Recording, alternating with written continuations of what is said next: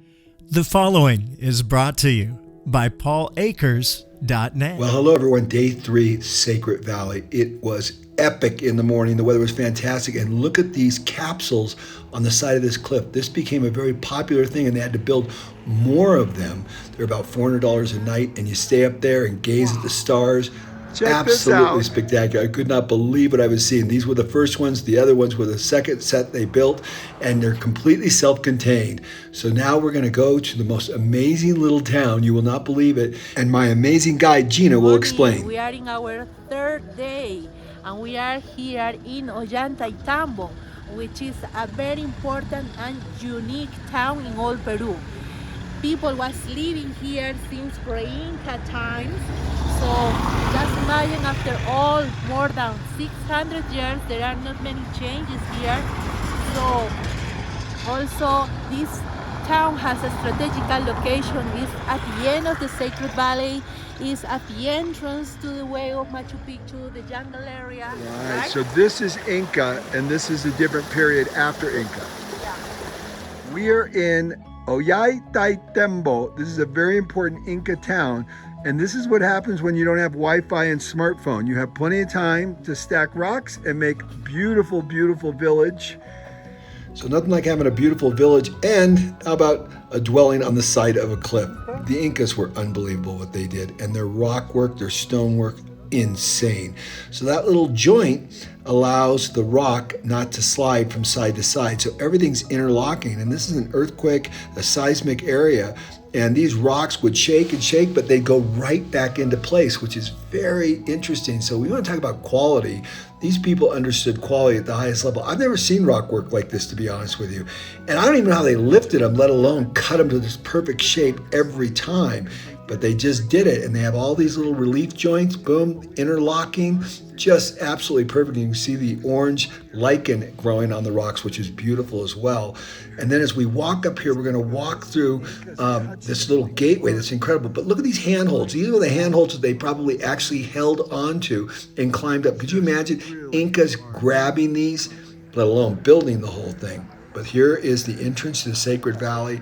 2 rivers come up each side, so it's really, really beautiful the way it is. And these are the 10 windows. And so they would put statues in there or they would store things in there. This is a common window that you see in Inca architecture, which is just beautiful. But look at the breadth of this place. It's just massive. The terracing also for all the gardens as well. But this headstone up here was just stunning. Look at this. Look at how that's cut in there so perfectly. And again, could you imagine the king of the Incas maybe walking through here? And here I get the opportunity to do that on this breathtaking view. I understand why the Incas lived and habitated in the Sacred Valley, because it takes your breath away. And if you think this is good, when we go to Machu Picchu, it's way more than I ever dreamed it would have been. It's so outrageous. But here is the Sun Temple up here. We're going up there to the Sun Temple right now.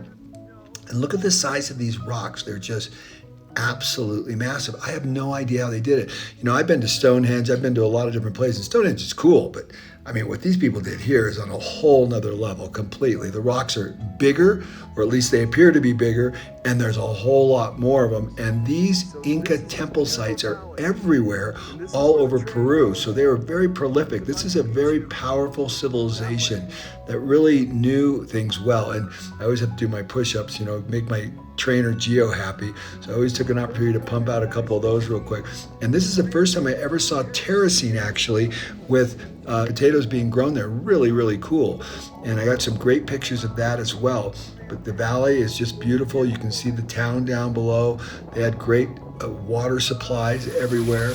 And then I caught the train to Machu Picchu. This is what everybody always dreams about. This is like on everyone's bucket list. And about 2-hour train ride, maybe 3 hours, up to Machu Picchu, up to Agua Caliente. And this is in the rainforest. It's like in the jungle. So I got off and walked across this bridge, and then I got on a bus and I started going up, and I thought I was seeing things because it started to get blue skies. Now, I went there to Machu Picchu thinking that the weather would be just rainy, drizzly, and I'd be lucky if I got to see it. I never dreamed in a million years it would be warm, sunny, and beautiful. And that's exactly the weather that I got. And Gina, again, is explaining what's happening here. So this building, this long building right here is where they would stay. They'd come in on the Inca Trail back here, and they would have to stay in that building for a couple nights and purify themselves and then make their sacrifice before they entered in to Machu Picchu proper, because Machu Picchu is basically a gigantic temple of the Incas. And now this was discovered by Hiram Bingham in 1911. Now it was completely overgrown. You basically couldn't even see it. Could you imagine him discovering this? And interestingly enough, when he discovered it, it was so overgrown, he hired a bunch of people to start clearing it away to kind of find it, because this was the place, right? But they couldn't do it. It was just too difficult. And so on the second expedition, they burned it. They just set it all on fire and just burned all the vegetation back because it was just too much work. It's completely overgrown. But wow, the video looks good. It's way better in person. And the reason I say that is because it is perched on this tall mountain, and there's a valley around it on all sides. So basically about 270 degrees, there's a valley around it, and then steep cliffs going up on each side. And it's just hard to even get your head around. First of all, it's like the perfect building site, if you will. And then when you think about how difficult it was to build all this, I don't know how they did it. It's just crazy. Now, it turns out there's a quarry up there, or there's a lot of big rocks that they would use to make all the small rocks. And I'm going to show you that in just a minute. And what they did is they would find just a little vein or crack. They would put wood inside of it and then put water in. And then when the sun would hit it, it would swell up and pop the rocks apart. But look at these big keystones that are embedded into the side of this wall. Look at the perfection in which they built these things. It's crazy. It's so perfect. And then they had to move those. And when I asked Gina how they did, they said they just had tons and tons of people with ropes, and they would pull them into place. I just can't even fathom how. So understanding Machu Picchu is, see all these rocks? These are all indigenous. They were all here. So they broke these rocks up to quarry. This was their natural quarry to build all the buildings. Tall peak there you can climb, and you can climb the smaller one to the left as well. But what a beautiful place, and it's really in good shape. Now, Gina showed me pictures of what it looked like when Hiram Bingham found it, and it was completely overgrown. But then after he uncovered it, the rocks and things, they were a little bit deteriorated, because what happened was, here you go, here's some pictures right here. You can see this is what Hiram Bingham found in 1911, so it was very overgrown.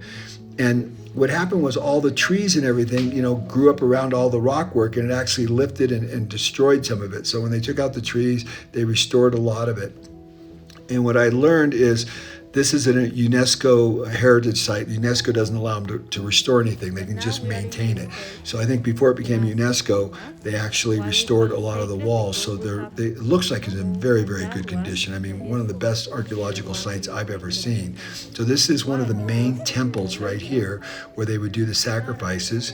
And look again the size of these rocks, and look how perfectly they're fit. It's absolutely insane. A big, huge area. And this is the Thatch Hut. So this gives you a good idea of what the living conditions look like. And here's a pan of the valley. Oh my gosh, it's just crazy. And this guy was preparing the soil on top so that it didn't erode and didn't erode any of the other rocks that would come down.